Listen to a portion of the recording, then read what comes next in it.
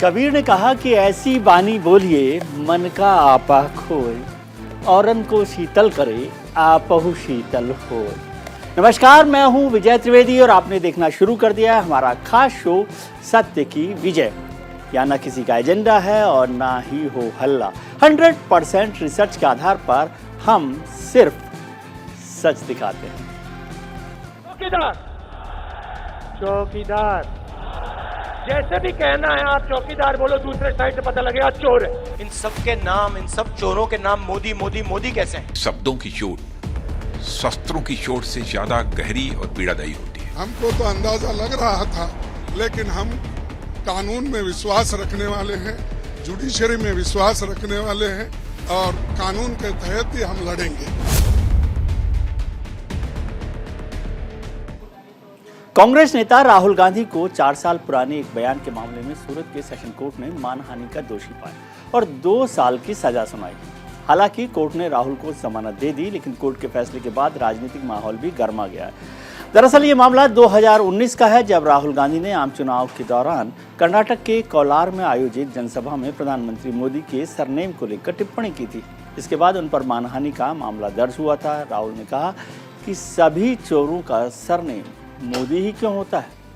इस बयान को लेकर कोर्ट ने आज उन्हें सजा सुनाई। सुनवाई के दौरान राहुल गांधी कोर्ट में मौजूद रहे। इस दौरान कोर्ट में क्या हुआ वो आपको पहले बताते हैं। राहुल के वकील ने कहा सूरत के सेशंस कोर्ट में कि राहुल ने भ्रष्टाचार के खिलाफ बोला था।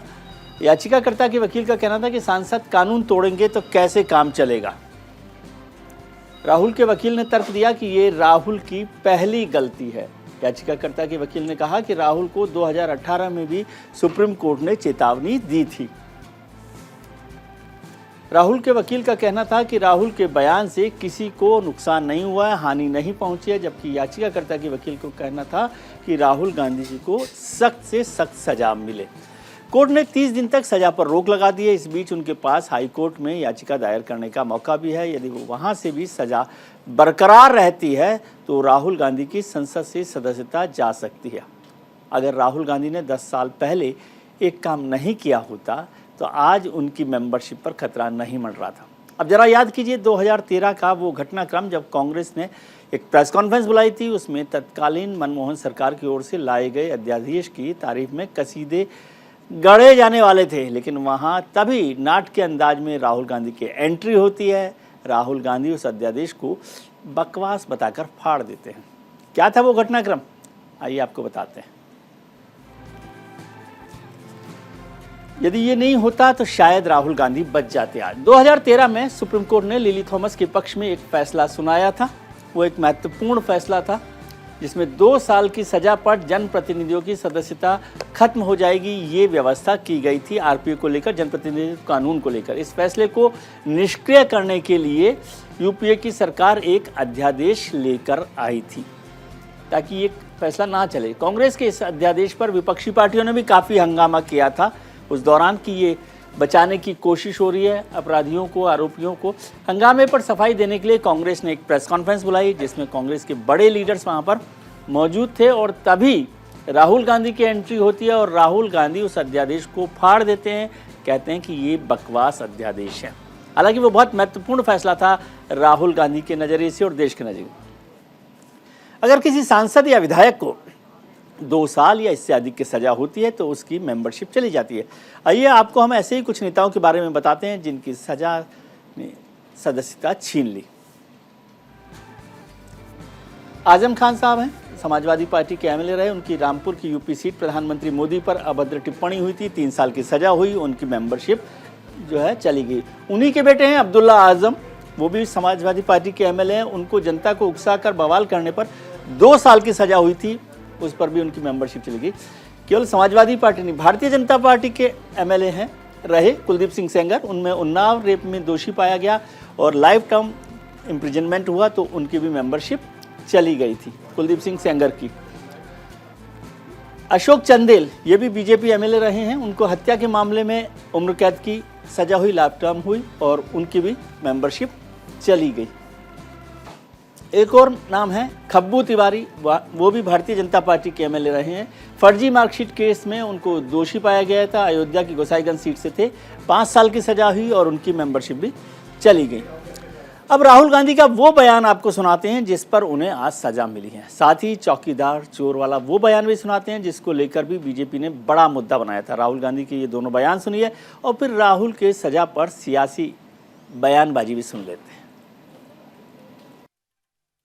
आपके जेब में से पैसा निकाल के बैंक में डालते हैं और फिर आपको पता लगता है कि आप ही का पैसा नीरव मोदी उठा के भाग गया। एक छोटा सा सवाल, इन सब के नाम, इन सब चोरों के नाम मोदी मोदी मोदी कैसे हैं? नीरव मोदी, ललित मोदी, नरेंद्र मोदी, और अभी थोड़ा ढूंढेंगे तो और बहुत सारे मोदी निकलेंगे। 5 साल पहले देश में चौकीदार आया, उसको आप आस्ते से कहो चौकीदार, चौकीदार, चौकीदार। जैसे भी कहना है आप चौकीदार बोलो, दूसरे साइड से पता लगेगा चोर है। हमको मालूम था पहले से ये लोग जज को बदलते गए, ये सारी चीजें करते गए, हमको तो अंदाजा लग रहा था। लेकिन हम कानून में विश्वास रखने वाले हैं, जुडिशरी में विश्वास रखने वाले हैं और कानून के तहत ही हम लड़ेंगे। क्या कहना चाहते हैं कि बार बार जज को बदला गया? It is a serious issue of contempt also. आपको सजा हुई, आप अपील में जाइए, अपनी बात कहिए, बेल आपको मिल चुका है टेम्पररी, आप जाइए अपील में। ये आप कैसे कर सकते हैं? और राहुल गांधी ने कोई पहली बात तो नहीं कहा है। याद करिए, राफेल के मामले पर इन्होंने सुप्रीम कोर्ट के बारे में भी टिप्पणी की थी और बाद में माफी मांगा इन्होंने।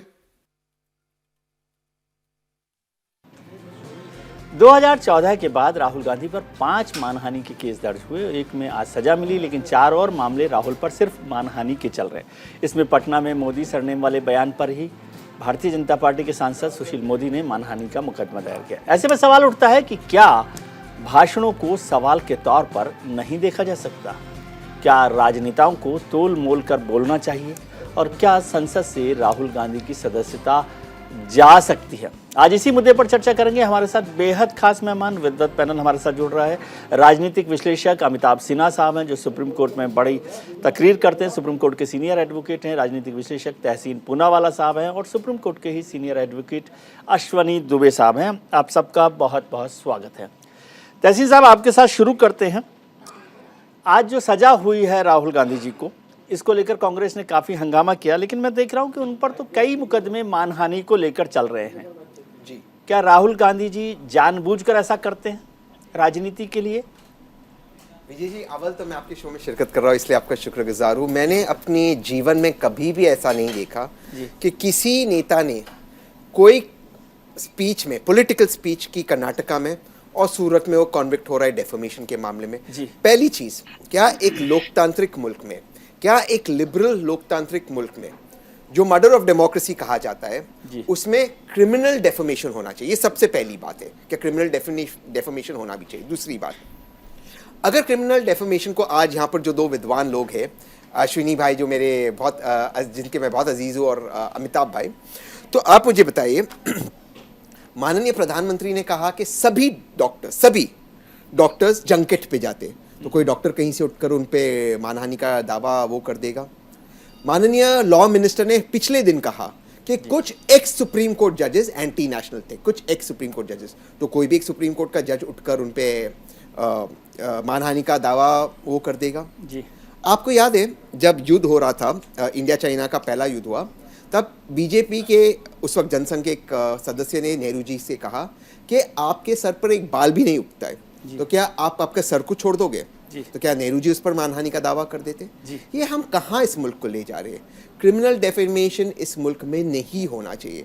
और मुझे आज भी समझ में नहीं आया, राहुल गांधी जी ने जो कहा उससे वायलेंस हुआ, किसी का नुकसान हुआ, हम कहाँ इस चीज़ को ले जा रहे? कहीं प्रधानमंत्री जी के पोस्टर निकालते तो लोग अरेस्ट हो जाते, कहीं कुछ प्रधानमंत्री जी के लिए कोई डॉक्यूमेंट्री आती तो उस पर रेड हो जाता, वो डॉक्यूमेंट्री बैंड हो जाती। ये अमृत काल है या अमृत ख्याल है? अमृत काल है या अमृत ख्याल है? अमिताभ सिन्हा साहब, तहसीन साहब ने जो पहला सवाल किया कि क्रिमिनल डिफेमेशन का मतलब होना चाहिए कि नहीं होना चाहिए, कैसे आप देखते? बहुत सारे उदाहरण उन्होंने बताए, ऐसे और 10-20 उदाहरण सब लोग दे सकते हैं, लेकिन मसला है कि लोकतंत्र में क्या कुछ बोलने के लिए स्पेस मिलना चाहिए या नहीं मिलना चाहिए, या कोई भी आदमी कुछ भी बोल दे, इसकी इजाज़त मिल जानी चाहिए।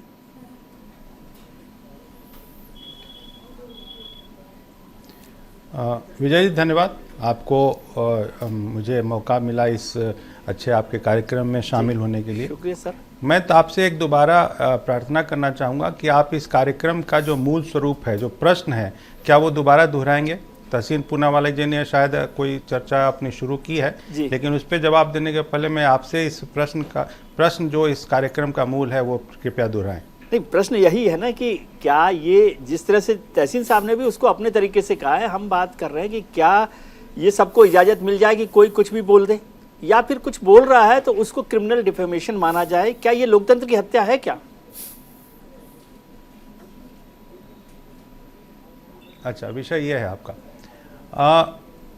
मेरा यह मानना है कि जो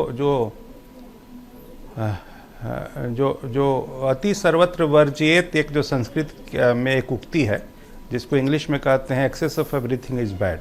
हर चीज़ की एक सीमा है, सीमा से ज़्यादा किसी चीज़ का अतिक्रमण जो है वो अपराध है। और ये बात आज से नहीं है, हमारे सनातन धर्म में भी व्यवस्था बनी हुई है, और बाकी के सभी बाद के जितने भी सिविलाइजेशन साइंस सभ्यताएं हैं उनमें भी ये मोटे तौर पर लागू है।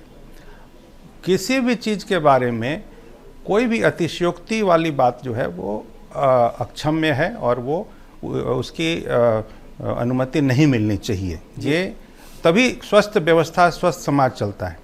वरना यदि आप कहेंगे कि नहीं, इस सीमा का इसका कोई सीमा इसकी नहीं होनी चाहिए, तो मुझे लगता है कि उससे अराजकता फैलेगी। अब बात करते हैं आपके इस विशेष प्रश्न पे कि मानहानि से संबंधित यदि कोई बात है तो उस पर आप किस स्तर पे जा सकते हैं। भारत के संविधान निर्माताओं ने जो भी आईपीसी और की जैसे जो अभी के प्रोविजंस हैं 499 और 500 आईपीसी सेक्शंस हैं, जो क्रिमिनल लिबेल को आपराधिक मानहानि को वो करता है, स्वीकार करता है। यदि ऐसी स्थिति बनती है, तहसीन पूनावाला जी जो हैं वो मैं उनका सम्मान करता हूँ, लेकिन चूंकि वो अभी राहुल गांधी के इस सज़ा के बाद उस परिप्रेक्ष्य में प्रश्न चिन्ह लगा रहे हैं इस सेक्शन पे, तो इनके पास 1947 के बाद लगातार, और 1947 में भी जब शासन कांग्रेस के पास ही रहा, उन्होंने क्यों नहीं इस पे चर्चा की, क्यों नहीं उस पर विचार किया कि ये 499 और 500 जो है सेक्शन आईपीसी का, उसको हटा दिया जाए। अब आज जब इनके ऊपर में इस सेक्शन के आधार पे जब आघात और कुठाराघात हुआ है, और राजीव गांधी की सदस्यता ही खतरे में नहीं है, वो गई। मेरा ये इस पे आकलन, मुझे लगा था आप उस पर चर्चा करेंगे कि वो उसी पर आ रहे हैं, उस पर आ रहे हैं, तो मैंने उसके लिए आपको सोचा था कि मैं बताऊंगा, उसी पर ही आ रहे हैं सर। नहीं तो आपने प्रश्न ही कोई और किया।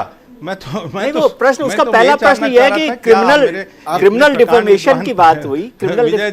विजय जी इनके भविष्य की चर्चा करने वाले हैं क्या? नहीं, भविष्य की चर्चा करने वाले हैं इस परिप्रेक्ष्य में, इस जजमेंट के। तो आपने तो पूरे उस चर्चा का नहीं, ये इसका सेकंड स्टेप है कि तहसीन साहब ने क्रिमिनल डिफेमेशन की बात की, तो मैंने कहा इस पर भी चर्चा हो जाए। जी, अब हाल ये हो गया, सूरत हाल ये हो गया है, सुनिए ना सर, अब सूरत हाल ये हो गया है कि आप ही बता दें कि एंकर को किस चीज पे चर्चा करनी चाहिए। इसीलिए तो हम कह रहे हैं लोकतंत्र खतरे में है। कोई बात नहीं, तहसीन साहब, यही सूरत हाल है। तहसीन साहब, आप एक काम कीजिए, हमारे और विजय जी की बात है। ठीक है, ठीक है। तहसीन जी आप कृपया शांत रहें। बिल्कुल बिल्कुल, मैं आपका भी बहुत सम्मान करता हूं। तहसीन जी आप शांत रहें। जी, ये विजय जी और मेरे बीच का मामला। ठीक है, ठीक है। आप एंकर को क्या कहते हैं और मैं एंकर को क्या कहता हूं, ये कोई बात नहीं, आप इंटरफेयर मत करिए। अब मैं आपसे प्रश्न करता हूं कि 1947 से लगातार कांग्रेस जब सत्ता में रही, तो क्यों उसने इस पे नहीं सोचा? आज जब उनके ऊपर में तमाचा पड़ा है, तब सोचने क्यों आगे? आपके माध्यम से बुलवा रहे हैं कि ये क्रिमिनल लिबेल नहीं होना चाहिए। अरे क्या ये हास्यास्पद बात मत करिए तहसीन जी, मैं आपका सम्मान करता हूं। ठीक है, मैं अब बात कर रहा हूं दोबारा इस विषय पे कि देखिए जो ये विषय है, इसमें दोनों तरीके से इसका आकलन होना चाहिए। इसमें एक जैसे सिविल इसका जो डिस्प्यूट है, यानी कि उसमें उसका क्वांटिफिकेशन होता है कि जैसे मुझे मेरे सम्मान को ठेस पहुंची है तो उसमें मेरे प्रोफेशन को नुकसान हुआ, सामाजिक जो मेरे सम्मान को नुकसान हुआ, तो उसका एक क्वांटिफिकेशन है, मुझे इतना पैसे का नुकसान हुआ है, मेरे प्रोफेशन को नुकसान हुआ है। तो यदि मैंने एक्स अमाउंट 100 रुपए का नुकसान हुआ है तो 100 रुपए के हिसाब से मैं एक सिविल सूट दायर करूंगा। और मैं उसमें सिविल सूट में, आप तहसीन जी मैं आपको बता दूं, सिविल सूट का एक और नुकसान क्या होता है कि उसमें एक कोर्ट फी जमा करनी होती है। कोर्ट फी कौन जमा करेगा? कोर्ट फी जमा करता है वो जो पीड़ित है जी। तो मान लिया उसके पास कोर्ट फी जमा करने की क्षमता नहीं है तो आपराधिक में नहीं जाएगा। आपराधिक में फिर उसके बाद कोर्ट फी का दायित्व तो नहीं रहता है। ठीक है। तो आप तो गरीब लोगों की चिंता नहीं करते ना, गरीब लोगों को अपमान कर दो, बेचारा कहीं ना जाए। जी। और अब मैं अंत में आता हूं, ये जो विचार है कि इसमें स्वतंत्रता बोलने की होनी चाहिए, तो बोलने की स्वतंत्रता बिल्कुल होनी चाहिए, संविधान ने दिया है, लेकिन सीमा में रह के मर्यादा का उल्लंघन जो है वो कतई बर्दाश्त नहीं हमारे सनातन धर्म में, और इस मर्यादा का जो उल्लंघन करेगा वो दंडित होगा। जी अमिताभ जी, एक तो मेरे को ये समझाइए कि मर्यादा की सीमा कौन तय करता है? इसके लिए तो कोई कानून नहीं बना हुआ, ये तो हम ही तय कर लेते हैं कि ये सीमा यहाँ पर खत्म होती है, पहली बात। दूसरा, जो आपने कहा जिस सवाल को आप चाहते थे, कोर्ट, न्यायालय, ठीक है, न्यायालय, विजय जी न्यायालय, ठीक है। दूसरा मैं समझना चाहता हूं, जो आपने कहा है कि राहुल गांधी जी की सदस्यता तो चली ही जाएगी, जिस पर आप चर्चा करना चाहते थे, उसका कारण मुझे समझाइए कि किस तरह से देखते हैं। हालांकि हमने इसमें प्रोग्राम में चर्चा की कि राहुल गांधी अगर उस दिन अध्यादेश नहीं फाड़ते तो शायद ये नौबत ही नहीं आती राहुल गांधी जी के लिए।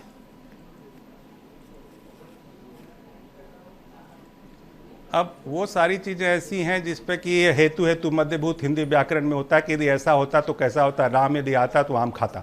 मैं अभी हेतु मध्यभूत की बात नहीं करना चाहता है विजय जी। मेरा सिर्फ इतना ही कहना है कि आज की स्थितियों में जो कानून अभी हैं उसमें जो सुप्रीम कोर्ट ने जो रिप्रेजेंटेटिव पीपल्स एक्ट है, आरपी एक्ट, वो उस एक्ट के 8C के तहत आरपी एक्ट है, आरपी एक्ट के सेक्शन 883 में ये स्पष्ट कहा गया है, और जिसका सुप्रीम कोर्ट के बाद ने उसमें इंटरवीन किया था कि जब कोई भी एक ऐसा व्यक्ति जो जन प्रतिनिधि के दायरे में आता है, उसके पास एक मर्यादा होनी चाहिए कि वो उस ऐसी आपराधिक इसमें कार्रवाई में शामिल ना हो जिससे कि संभावित रूप से उसके ऊपर में न्यायालय जो है 2 साल या 2 साल से ज़्यादा का किसी सजा का प्रावधान हो। अब 2 साल और 2 साल से ज़्यादा का एक क्राइटेरिया फिक्स हो गया। उसमें पहले क्या होता था, जब 1947 के बाद कांग्रेस के नेतृत्व में जब शासन रहा तो पूरी राजनीति जो थी वो क्रिमिनलाइज्ड हो चुकी थी, आपराधिक लोगों का उसमें बोलबाला था। तो क्रिमिनलाइजेशन ऑफ पॉलिटिक्स को, राजनीति के अपराधीकरण को कम करने के लिए उस दृष्टि से इस प्रावधान को बनाया गया जी। अब उस प्रावधान में सुप्रीम कोर्ट की भी दखल है। उसको जब बाद में जो भी अध्यादेश फाड़ा और नहीं किया, उसकी बात नहीं करूँगा, आज की डेट में क्या है, जो सीआरपीसी का 389 सेक्शन जो है वो कहता है कि जो सस्पेंशन है, सस्पेंशन 2 लोग कह रहे हैं कि सस्पेंड हो गया उसका, यदि हाई कोर्ट ने सस्पेंड कर दिया, हायर कोर्ट ने, बेल पे तो है ही है, तो सस्पेंड हो जाएंगे यदि वो सेंटेंस, यानी कि जो उनके ऊपर में जो सजा हुई है घोषित, यानी कि अब राहुल गांधी अभियुक्त नहीं है, वो अब एक सजा याफ्ता मुजरिम है, तो उनके ऊपर में जो सजा हुई है, सजा हो सकता है कि सुप्रीम हाई कोर्ट या हायर कोर्ट उसको सस्पेंड कर दे।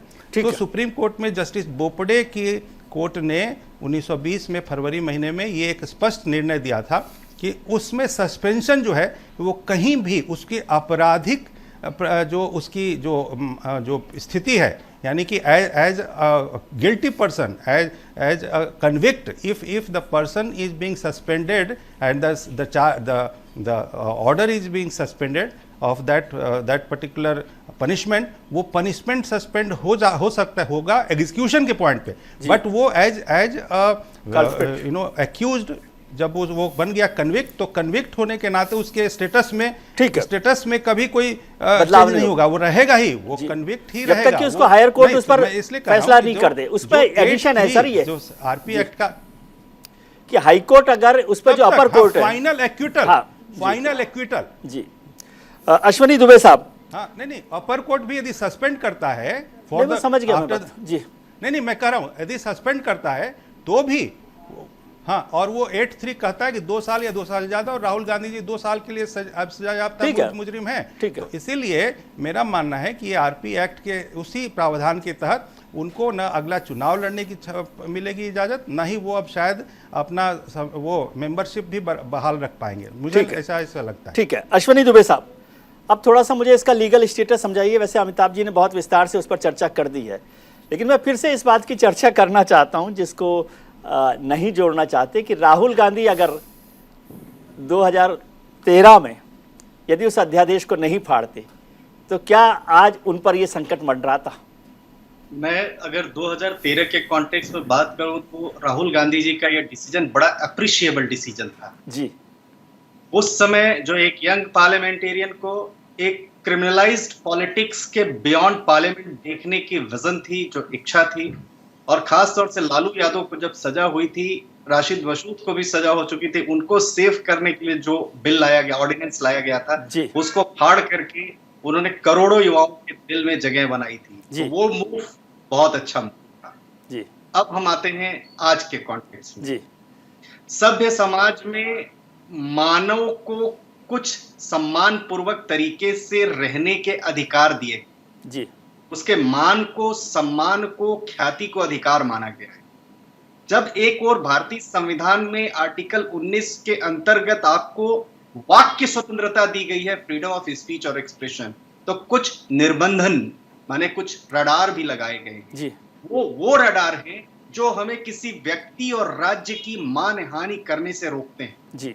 जो व्यक्ति जितने बड़े पद पर, उसको उतनी ही जिम्मेदारी के साथ पालन करना जरूरी होता है संवैधानिक अधिकारों का, संविधान में निर्णित कानूनों का जी। अब जो स्टेटमेंट था, उस स्टेटमेंट को 3 स्टेज पर एग्जामिन किया गया। ऐसा नहीं कहा जा सकता कि वो statement all of a sudden एक पूर्णेश मोदी जी ने उठाया जी। उस स्टेटमेंट को वहां के डेप्यूटी कमिश्नर ऑफ पुलिस ने कोलार कर्नाटका के एग्जामिन किया, वो वीडियोग्राफी भी हो रही थी। उस स्टेटमेंट वहां के डिस्ट्रिक्ट जो रिटर्निंग ऑफिसर हैं, इलेक्शन ऑफिसर, उन्होंने भी एग्जामिन किया और उसके बाद कंटेम्प्ट फाइल हुआ। तो that statement was not in a good taste. मैं बड़ी शिद्दत के साथ कहूं कि सारे वकील फ्रॉड हैं, सारे पत्रकार फ्रॉड हैं, या मैंने जनरलाइज कर दिया, मैंने किसी इंडिविजुअल को नहीं कैटेगराइज किया। तो उसमें विजय जी की भी मानी हानि हो गई, हमारे तहसीन भाई की भी हो गई, लॉयर होने के नाते अमिताभ साहब की भी हो गई और मेरी भी हो गई। इंडिविजुअली जरूरी नहीं कोई स्पेसिफिक स्टेटमेंट था।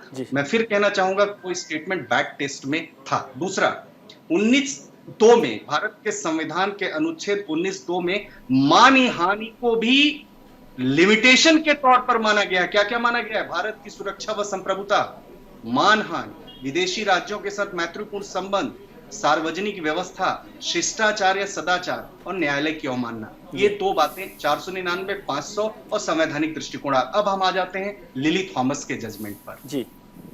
लिली थॉमस का जजमेंट एक लैंडमार्क जजमेंट इसलिए है कि पॉलिटिक्स से क्रिमिनलाइजेशन को वापस रोकने के लिए वो इसलिए जरूरी है कि 2 वर्ष या 2 वर्ष से ज्यादा की जिसको सजा होती है उसकी सदस्यता खत्म हो जाएगी। अब हम इस पर 389 में भी आ जाते हैं। अगर स्पेसिफिक कारण निर्दिष्ट करते हुए आदेश में सजा को सस्पेंड किया जाता है, एक हो जाए बेल, जिस पर आदरणीय राहुल जी बेल पर हैं, सजा उनकी 30 दिन के लिए भी सस्पेंडेड, अपीलेट कोर्ट करेगी क्योंकि 2 साल की सजा है, बड़ी बात नहीं। लेकिन अगर अपीलेट कोर्ट उसमें स्पेसिफिक रीजन लिखते हुए जो क्वांटम ऑफ पनिशमेंट है, जो पनिशमेंट को सस्पेंड करती है, तो इनकी सदस्यता बची रह जाएगी। नहीं तो हमने आजम अब्दुल्ला के केस में देखा, हमने आजम खान के केस में देखा, तमाम नंबर आपने अशोक चंदेल से लेकर सबका सेंगर, कुलदीप सेंगर और सबका बताया।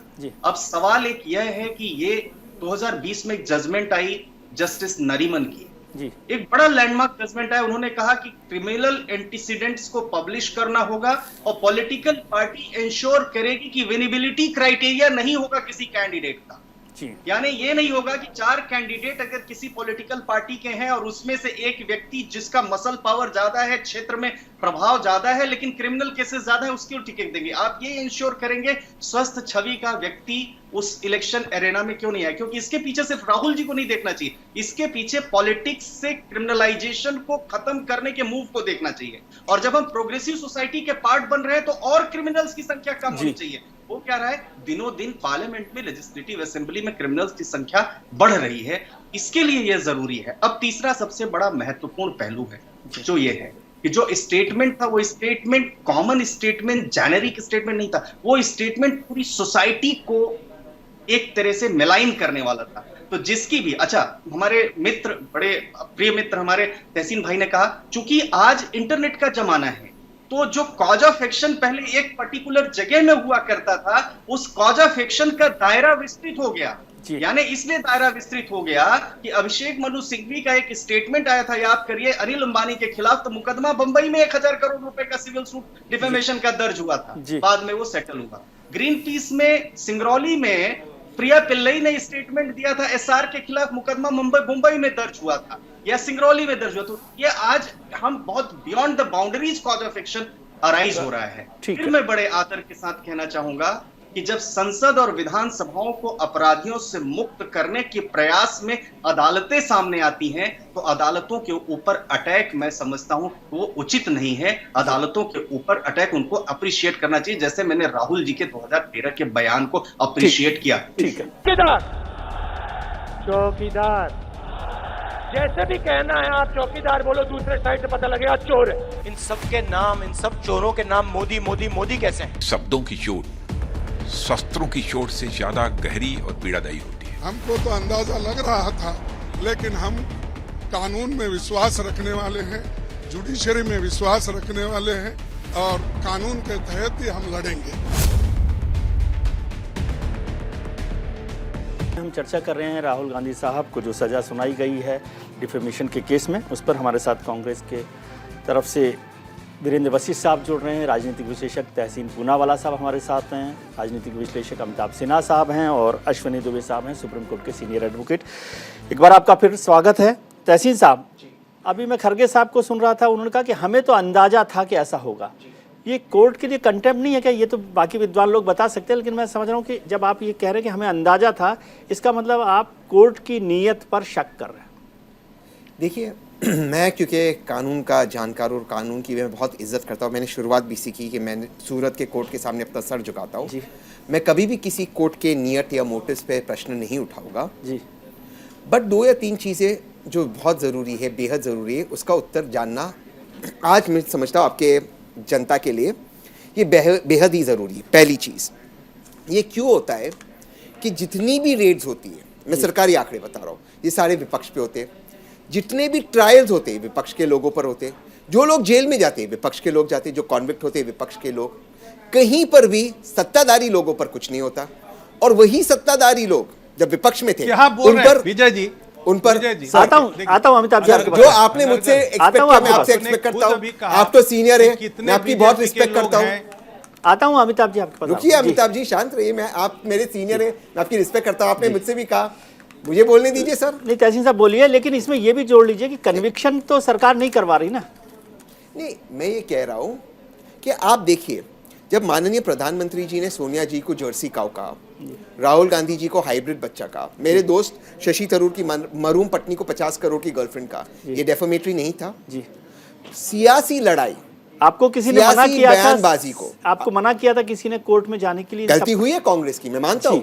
अरे मैं आपको कहता हूं, एक बीजेपी का लीडर था, उस पर डेफेमेशन केस हुआ था, कोर्ट का ऑर्डर हुआ था जी, और कांग्रेस ने उस बीजेपी के लीडर को जिसने उस बीजेपी के लीडर को बेल दिलाया, कांग्रेस ने उसको एमपी बना दिया। तो ये हुआ है, कांग्रेस से गलतियां हुई है, ये कांग्रेस ने पॉलिटिकली नहीं किया। बट मैं एक दूसरी चीज कह रहा हूं, लोकतंत्र में अगर आप लोकतांत्रिक बयानबाजियों को कोर्ट में ले जाओगे तो फिर कुछ नहीं बचेगा, लोकतंत्र नहीं बचेगा। विजय जी, आप में से बहुत ज्यादा विद्वान है, अमिताभ जी, आप लोगों ने सुना होगा, 1 रुपया गली गली में शोर है, फलाना चोर है, ये तो हम नारे सुनते आए। अगर हम इस पर डेफोमेशन का केस डाल दें, ये कह दें कि कोई इस पर डिफेम हो गया, अगर प्रधानमंत्री के नाम पर अगर पोस्टर लगे, हम लोगों को उसके लिए जेल में डाल दें, तो फिर लोकतंत्र थोड़ी बचेगा जेल में, देश के अंदर। फिर तो ये लोकतंत्र नहीं बचा। ठीक बात। और मैं दोबारा से पूछता हूं, परसों लॉ मिनिस्टर ने कहा कुछ सुप्रीम कोर्ट जजेस एंटी नेशनल है। क्या कोई भी सुप्रीम कोर्ट जज उठकर अब डेफोमेशन का केस करे तो लॉ मिनिस्टर को जेल में जाना पड़ेगा? जी। ये किस तरह का हम प्रेसिडेंस तय कर रहे हैं हम इस देश के अंदर? जी सिन्हा साहब, लोकतंत्र में, डेमोक्रेसी में क्या इतनी स्पेस दी जानी चाहिए कि नहीं दी जानी चाहिए कि लोग बोलें और उस पर आप जेल भेज दें या डिफेमेशन केस करें? ये पॉलिटिकल सवाल है, इसको लीगल एंगल से मत देखिएगा। बहुत ही चुटीला और लेकिन बहुत ही अच्छा, बहुत मैं यहाँ पर आया ही हूँ एक सुप्रीम कोर्ट के अधिवक्ता के, आप विद्यार्थी कानून के नाते, आप मेरा तमगा लगा रहे हो राजनीतिक विश्लेषण। नहीं, मैं कह रहा हूँ ये पॉलिटिकल सवाल है कि भाई लोग बोलते हैं उस पर। जी इसमें विश्लेषण नहीं, ठीक है, बोलिए। मैं कह रहा हूँ, आ रहा हूँ इस विषय पे। आपने बहुत सुंदर चुटीला एक विश्लेषण किया विजय जी।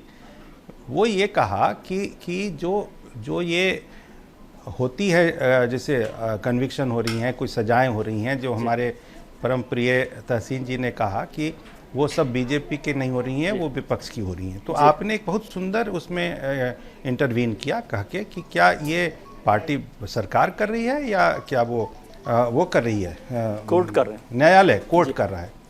तो ये अपने आप में बहुत सुंदर जवाब है, कोर्ट ने किया। अब मैं उसी प्रश्न को, आपके उस ऑब्जर्वेशन को आगे बढ़ाता हूँ कि ये सारी चीज़ें बहुत ही, मानहानि जो है वो बहुत ही व्यक्तिगत चीज़ है। इसमें कोई भी जनरल परसेप्शन या जनरल अप्रोच नहीं लगना चाहिए। यदि मुझे ऐसा लगता है कि ये विषय जो उसने मेरे ऊपर में कहा है, जो भी बात कही है, उससे मुझे मेरे सम्मान को ठेस पहुंची है समाज में जी, या मेरे व्यवसाय पे कहीं भी, तो मुझे उसका आकलन करना है। मैंने आकलन किया, मैंने उसके बाद कानूनी जो लड़ाई लड़ी, लीगल रेमेडी के नाते मैंने कोर्ट को अप्रोच किया। ठीक है। और फिर कोर्ट को तय करना है कि हमारी मान्यता सही है या गलत। जी। अब दिक्कत क्या है, मैं आप कंक्लूड कर रहा हूं विजय जी। इसमें आज की डेट में कांग्रेस की मानसिकता है कि सभी संस्थाओं को ध्वस्त करो। इनके साथ यदि कोई न्यायालय का कोई विषय आता है तो आप लोग जो हैं वो महाअभियोग लगा देते हैं, इम्पीचमेंट कर देते हैं chief justice, sitting chief justice के खिलाफ हास्यास्पद रूप से, और बाद में माफी मांग के उसको विड्रॉ करते हैं। यहाँ पर एक विषय इंपॉर्टेंट है जो अभी इनके कांग्रेस के अध्यक्ष ने कहा है, खड़गे जी ने, जो आपने भी प्रश्न टिप्पणी के नाते किया। मुझे लगता है कि राहुल गांधी को वाकई में वो जेल भेजवाना चाहते हैं, क्योंकि ऐसे होस्टाइल करना जुडिशियरी को कि आप तो जुडिशियरी जो है वो खरीदी गई थी और जजेज बदले जा रहे थे, तो उनको ये पता तो होगा ही कि जजेज जो है वो बदले जाते हैं हाई कोर्ट के और डिस्ट्रिक्ट जज के हिसाब से, वहां पर एग्जीक्यूटिव यानी सरकार नहीं कुछ करती। उसके बावजूद उन्होंने कहा है, तो क्या वो राहुल गांधी को परमानेंट अंदर करवाना चाहते हैं क्या? मुझे तो ये शंका हो रही है कि राहुल गांधी बाहर ही ना आ पाए और उसके नाते वो चुनाव न लड़ पाए। ये मल्लिकार्जुन खड़गे जी जो हैं उनके वक्तव्य से कहीं मुझे इसकी गंध आ रही है, और ये मानहानि यानी कंटेम्प्ट भी है न्यायालय का। ठीक है, ऐसे कोई गैर जिम्मेदाराना बयान दे सकता है क्या? जो नेता कांग्रेस का अध्यक्ष जैसा बड़ा पद संभाल रहा हुआ सांसद है, मंत्री है, गैर जिम्मेदार, ये मानसिकता दिखा रहा है विजय जी कि आप किसी भी संस्था पे आक्रमण करिए, क्योंकि आपको अभी कुछ बोलने के लिए है नहीं, आप अभी इशूलेस हैं, आपके पास कोई विषय नहीं है सकारात्मक। वसीफ साहब, सिन्हा साहब, वैसे मैं छोटा सा कमेंट चाहता था, लेकिन वसीफ साहब आ गए हैं तो पहले मैं उनसे चर्चा कर लूं, क्योंकि मैं आपसे समझना चाहता था, आप कानून के विद्वान हैं, विद्यार्थी तो नहीं है, कि लॉ मिनिस्टर अगर फॉर्मर सुप्रीम कोर्ट जजेज के बारे में कुछ बोले तो उस पर कुछ कहना चाहिए कि नहीं कहना चाहिए आपको?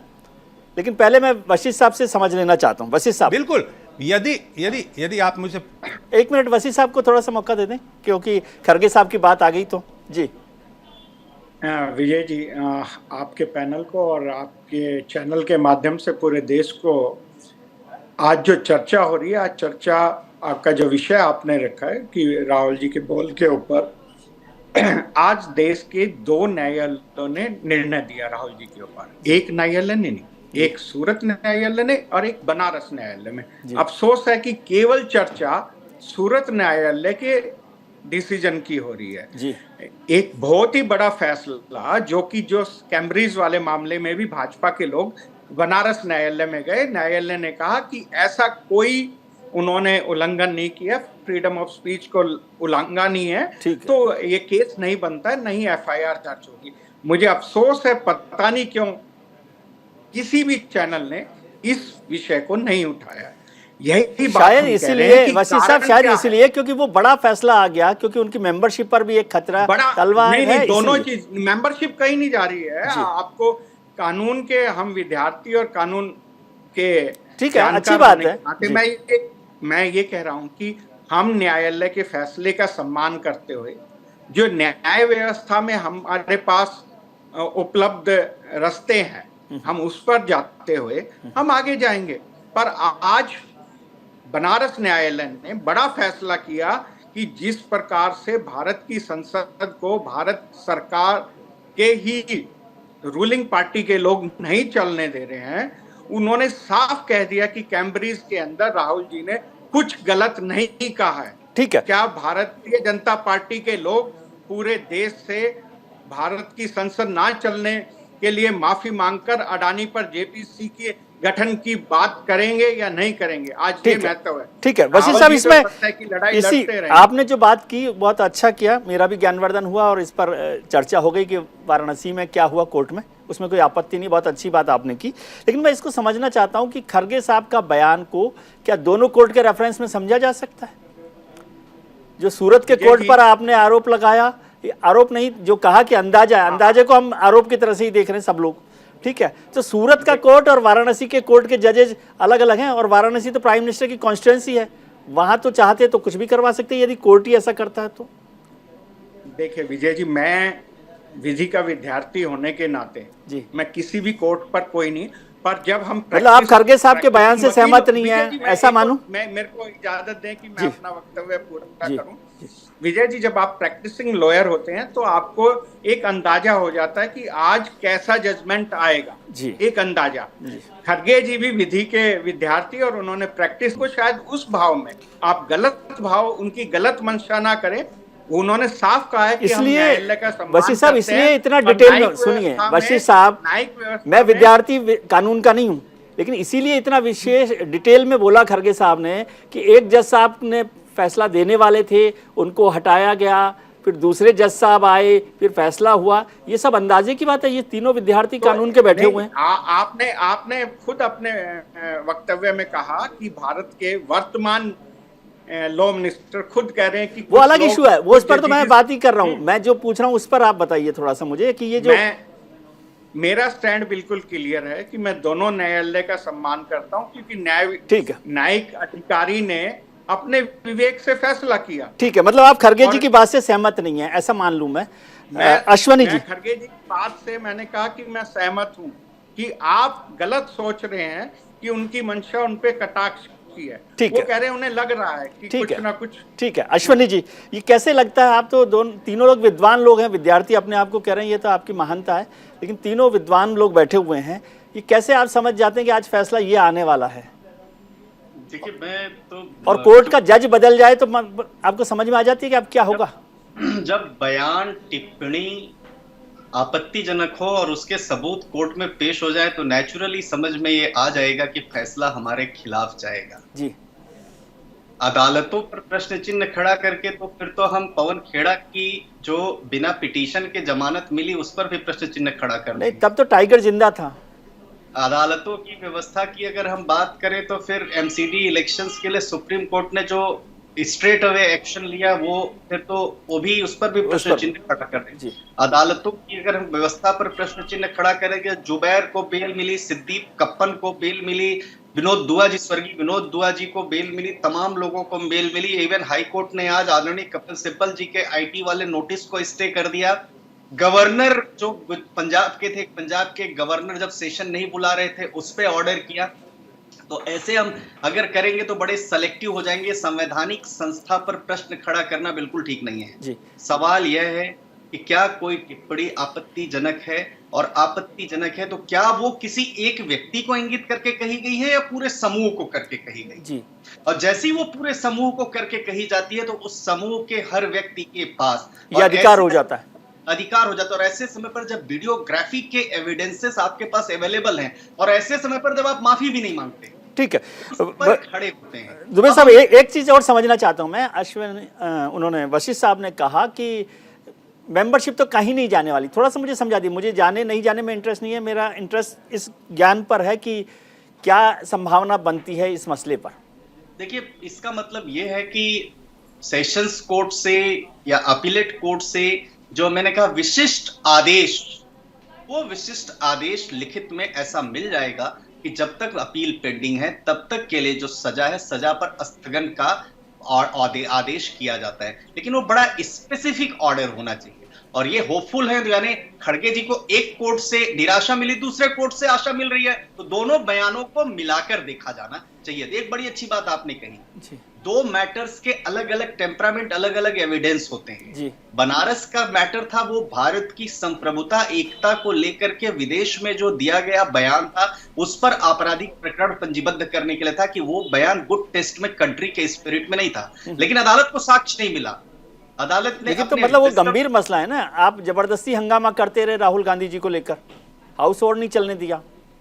तो अदालत ने अपने विजडम पर, देखिए फिर मैं कह रहा हूं, अदालत ने अपने विजडम पर उसको डिसमिस किया। लेकिन इसका मतलब ये नहीं कि याचिकाकर्ता के पास अपील का राइट नहीं है। नहीं, अपील का राइट है, लेकिन उस फैसले को भी चर्चा करनी चाहिए ना। अपील का राइट तो है। निश्चित तौर पर तो चर्चा आज आपके चैनल के माध्यम से विजय त्रिवेदी जी जैसे विद्वान जर्नलिस्ट के माध्यम से, इतने सॉफ्ट स्पोकन, इतने नॉलेजेबल चैनल पर मैं चर्चा कर रहा हूं, जहां विजय त्रिवेदी जी के साथ चर्चा कर रहा हूं, इससे ज्यादा। सिन्हा साहब आपको जोड़ना चाह रहे हैं, इसको आपको भी जानकारी होगी, आप तो इतने विद्वान हैं। जो वशिष्ठ साहब बता रहे हैं वो वाराणसी कोर्ट की आपको भी होगी, मुझ जैसे अज्ञानी को आप बता देते भैया ये भी मसला है। विजय जी,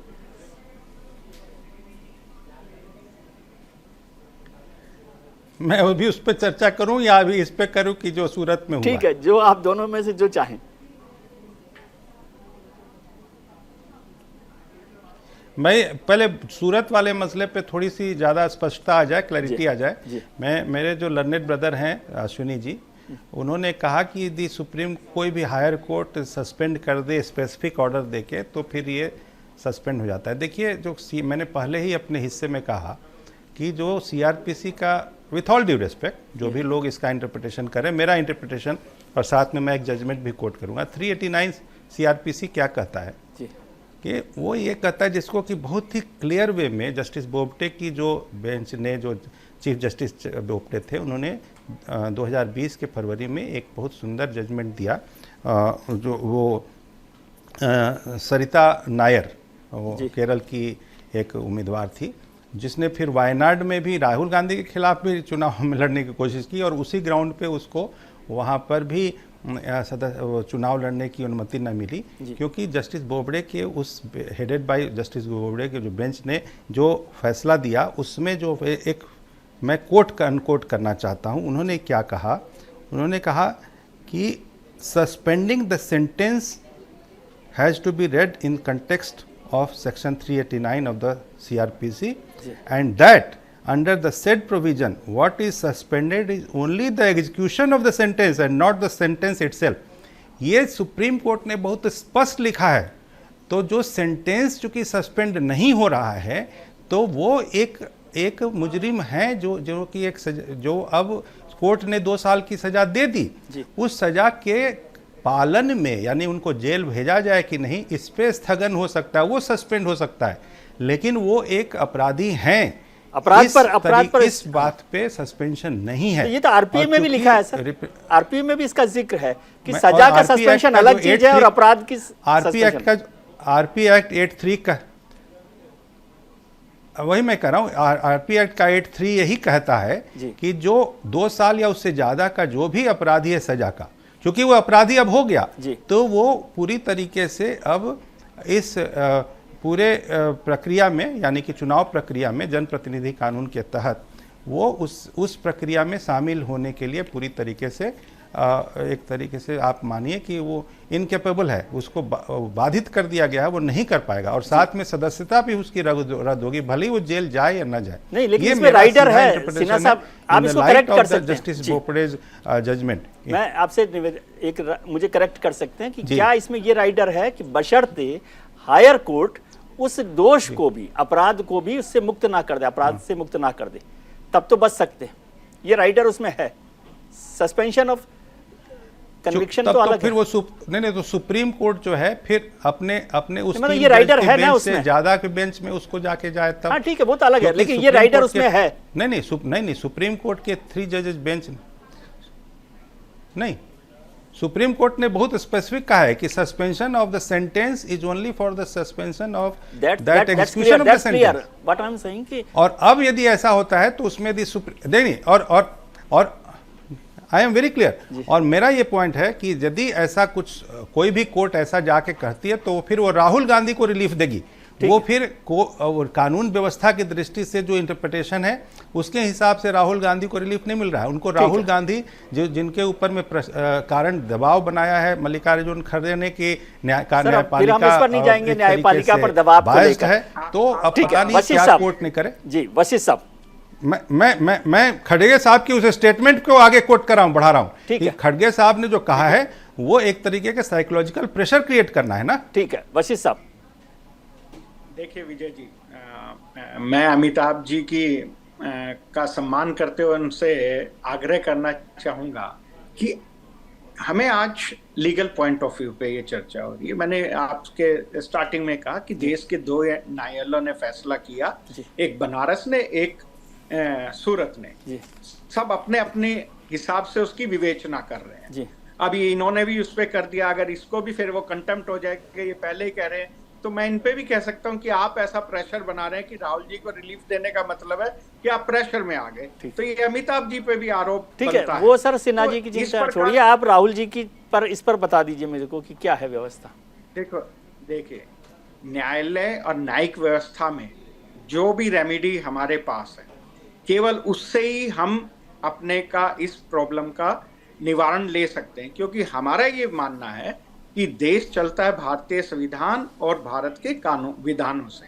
तो विधानों के तहत जो भी हमें रेमेडी है हम उसको फॉलो करेंगे, और उसी के तहत कोर्ट ने हमें अभी परमिशन दी है, हम वो आ गए हैं। तो इसलिए कोई ऐसी न्यायालय में भारतीय राष्ट्रीय कांग्रेस का विश्वास है और हम डरने वाले नहीं हैं। मैं यही कह रहा हूं कि ये चर्चा होनी चाहिए। आज इम्पोर्टेंट है कि जिस अडानी के ऊपर डेली लाखों का भारतीयों का पैसा संसद में खराब जा रहा है, भारतीय संसद का समय खराब कर रही है भाजपा, उन्हें कल से भारत की संसद को चलने देना चाहिए और राहुल जी को वहां बोलने देना चाहिए। दूध का दूध, पानी का पानी हो जाएगा। ठीक है अश्विनी जी, एक बहुत छोटा सा कमेंट मैं समझना चाहता हूं, क्योंकि आपने राहुल जी को मतलब प्रशंसा की उनकी जिस अध्यादेश को फाड़ने के मसले पे। क्या आज राहुल गांधी जी के स्पेसिफिक उस पर मसले पर इसको ये कह सकते हैं कि रोजे छुड़ाने गए थे और नमाज गले पड़ गई? बिल्कुल, कहावत तो यही चरितार्थ हो रही है, मगर मैं एक छोटा सा और रडार लगाना चाहूंगा। हमारे बड़े सीनियर हैं आदरणीय अमिताभ सिन्हा, तो हमारे बड़े भाई हैं। जस्टिस रामा सुब्रमण्यम ने वो जजमेंट लिखा, उसमें 3 जजेस बेंच, जस्टिस बोबडे थे, जस्टिस बोपन्ना, जस्टिस रॉबर्ट्स। उन्होंने कहा कि जो सरिता नायर का मैटर है, सरिता नायर के मैटर में सेंटेंस जो है एग्जीक्यूशन सेंटेंस का सस्पेंड हुआ है और कोई स्पेसिफिक ऑर्डर माने सेंटेंस को उस पर स्थगन का नहीं पारित हुआ है, इसलिए जो 3 साल की सजा हुई है उस 3 साल वो डिस्क्वालिफाइड है। तो स्पेसिफिक अगर ऑर्डर है, मैं ऐसा समझता हूं, मैं बड़े आदर के साथ, अगर मैं त्रुटि होगी तो मैं आपसे आकर के माफी मांगूंगा, परंतु उसमें एक रडार था और जिसकी वशिष्ठ साहब यहाँ पर बड़े कॉन्फिडेंस के साथ, विश्वसनीयता के साथ कह रहे हैं कि ये जो है आ जाएगा। तो मैं समझता हूं कि जो है इनको भी बधाई के पात्र है। लेकिन फिर मैं आदर के साथ कहना चाहूंगा, कोई भी व्यक्ति हो, उसकी अपनी फ्रीडम का इस्तेमाल बड़ी तन्मयता रडार के साथ और बड़ी शालीनता के साथ करना चाहिए। प्रॉक्सिमेट लिंक है छोटा सा, वो नहीं। चलिए, बहुत बहुत शुक्रिया। विद्वानों का फायदा यही होता है कि उनसे चर्चा से बहुत बारीक ज्ञान का अनुभव होता है। आपका बहुत बहुत शुक्रिया अश्विनी साहब, अमिताभ जी और वीरेंद्र जी आपका, और तहसीन साहब हमारे साथ जुड़े, आप सबका बहुत शुक्रिया। आज हमने शो की शुरुआत में आपसे एक सवाल पूछा था कि क्या राजनेताओं को तोलमोल कर बोलना चाहिए। इस पर 57% लोगों ने हाँ के पक्ष में अपना वोट किया, वहीं 43% लोग इसके पक्ष में नहीं है। लेकिन ज़्यादातर लोग समझते हैं कि ठीक से ही बोलना चाहिए नेताओं को। अपने नेताओं की बात सुनी, हमारे पैनलिस्ट की बात सुनी, अब छोटी सी बात मेरी भी, यानी विजय व्यू। लोक कवि की बात आज भी उतनी ही प्रासंगिक है कि हम सभी को पूरे धीरज के साथ ऐसी वाणी बोलनी चाहिए जो न केवल सुनने वालों को अच्छी लगे बल्कि जिससे खुद आपको भी सुकून मिले और कोई नुकसान भी ना हो। इसलिए कहते हैं तोल मोल के बोल, यानी अपने शब्दों को पहले तोलिए फिर कुछ बोलिए। लेकिन हमारे राजनेताओं को ये कौन समझा? आज के राजनेता सस्ते से सस्ते बोलों का प्रयोग करते हैं। प्रत्येक बोल के साथ एक वैधानिक चेतावनी अवश्य होती है जिसे हर राजनेता संविधान की प्रस्तावना की तरह अनदेखा करते हैं। बोल बाजार के जोखिमों के अधीन है। कृपया बोलने से पहले तोल लें और टटोल लें, नहीं तो ये बोल आपको महंगे पड़ सकते हैं। खैर, वैसे तो आप खुद समझदार हैं। आज के कार्यक्रम में इतना ही। उम्मीद करता हूं कि आपका आने वाला कल आज से बेहतर हो। आप अपना ख्याल रखिए और उनका ख्याल रखिए जो आपका ख्याल रखते हैं। नमस्कार।